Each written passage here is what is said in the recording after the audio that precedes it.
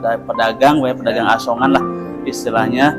Tapi kita selalu ingat dengan masjid, selalu memakmurkan masjid, ajak teman-teman untuk sholat berjamaah sebelum adzan maghrib. Kadang-kadang kita bacakan surat Al-Quran, ayat-ayat Al-Quran, sehingga menyentuhlah hati-hati ya.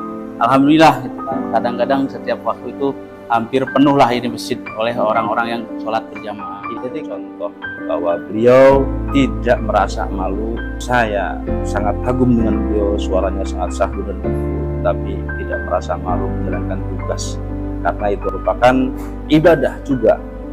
Jadi tidak harus merasa malu atau merasa kecil hati. Apapun dilakukan asal itu adalah halal dan baik.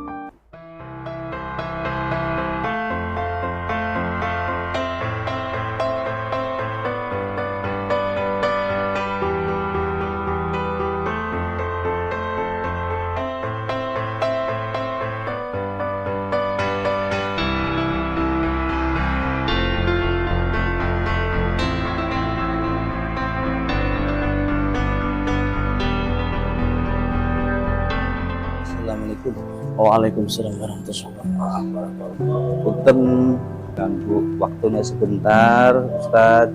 Ya, enggak. Ya, sebetulnya saya dalam perjalanan ternyata suara sangat indah mengubah hati saya. Padahal ini terminal mobil bis di Bekasi, terdengar sayup suara yang sangat merdu sekali. Kemudian saya tertarik masuk ke sini. Ternyata kalau nggak salah tadi saya menyaksikan jenengan itu ada di terminal, terus kemudian ada di sini, ternyata orang yang sama.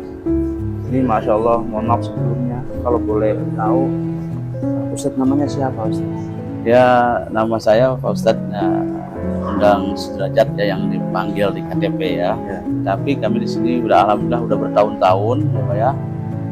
Kita kerja di sini sambil dagang. Cuma dari dulu juga dagang saya itu tidak jauh dari masjid Pak, ya. Jadi setiap waktu adzan itu saya kadang-kadang ke masjid memanggil orang untuk berjamaah sholat. Dan itulah salah satu amanah dari guru saya, dari Bapak Haji Mahfud Mustafa. Ya, kamu di mana tinggal jangan jauh dari masjid. Siarkan suara kamu dengan masjid untuk menyeru orang beribadah kepada Allah. Masya Allah, alhamdulillah ya. Jadi ternyata itu ya, ada satu amanat yang sangat luar biasa dari guru ya. Akhirnya aktivitas pekerjaan itu tidak melihat apa pekerjaannya, yang penting tidak pernah jauh dari masjid. Tapi ternyata memang yang ditemukan peranan dalam rangka mencari nafkah tugasnya adalah seperti ini. Dan kejodohannya kebetulan saat ini di terminal Bekasi. Alhamdulillah, banyak teman, banyak saudara.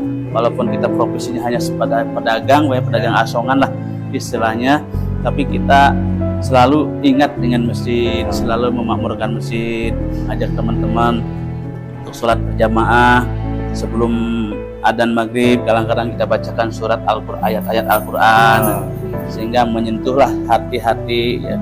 Alhamdulillah, kadang-kadang setiap waktu itu hampir penuh lah ini masjid oleh orang-orang yang sholat berjamaah. Jadi kayak apa kalau kegiatan dagang itu hanya sambilan saja ya?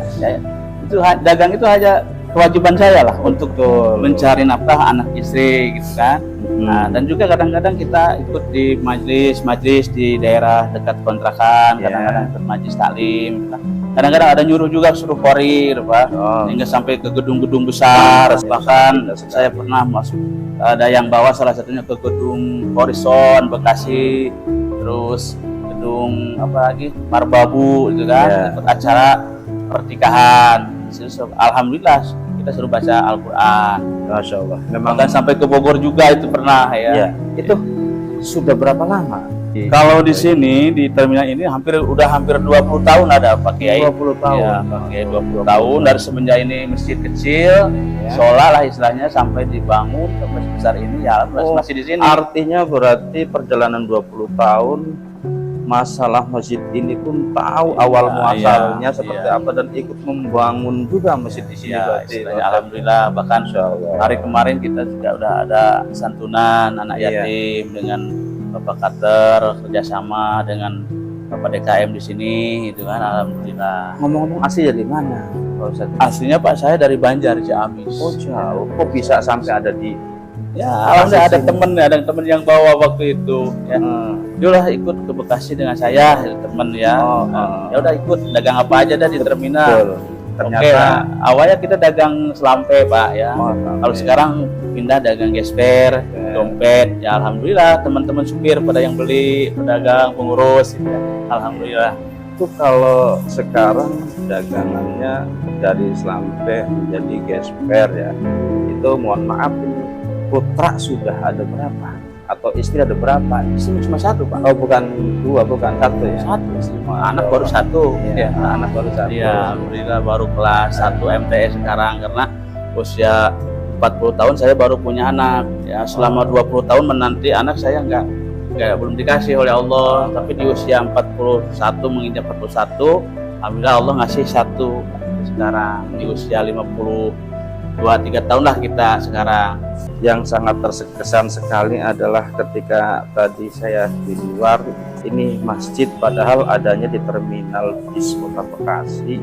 Pada saat menjelang maghrib ada lantunan ayat suci Al-Quran, sangat merdu sekali. Ketika saya kemudian masuk melihat, ternyata adalah yang saya saksikan orang yang sama tadi pas lagi menawarkan dagangan. Iya, itu saya hampir nggak percaya. Hampir nggak percaya. Ternyata memiliki potensi yang sangat luar biasa. Alhamdulillah. Alhamdulillah. Mudah-mudahan ini adalah sebagai spirit ya, yang menyemangati kepada seluruh pedagang, khususnya masyarakat. Persoalan kita usaha itu apalah itu mah perjalanan peranan kita di dunia. Tapi yang lebih penting adalah tetap kita konsisten dalam ibadah. Karena apapun usaha, kalau tidak dibarengi dengan ibadah, maka sangat merugi sekali. Ini yang dipraktekkan oleh beliau. Ternyata beliau ini seorang ustadz. Bukan ustadz lah, ustadz. Ya Allah, saya sangat-sangat terharu dengan suaranya yang sangat syahdu dan merdu. Mudah-mudahan bisa menjadi spirit kepada seluruh pemirsa, khususnya adalah yang menjalani profesi pedagang di terminal atau di stasiun, bahwa silahkan peranan usaha di dunia ini, apakah dagang asongan atau apa, tapi yang terpenting adalah tetap harus selalu mendekatkan diri kepada Allah. Semoga akan lebih banyak lagi orang-orang yang semacam beliau ini yang sangat mulia, bukan mencari materinya, tetapi itu hanya sebagai sarana aja perjalanan.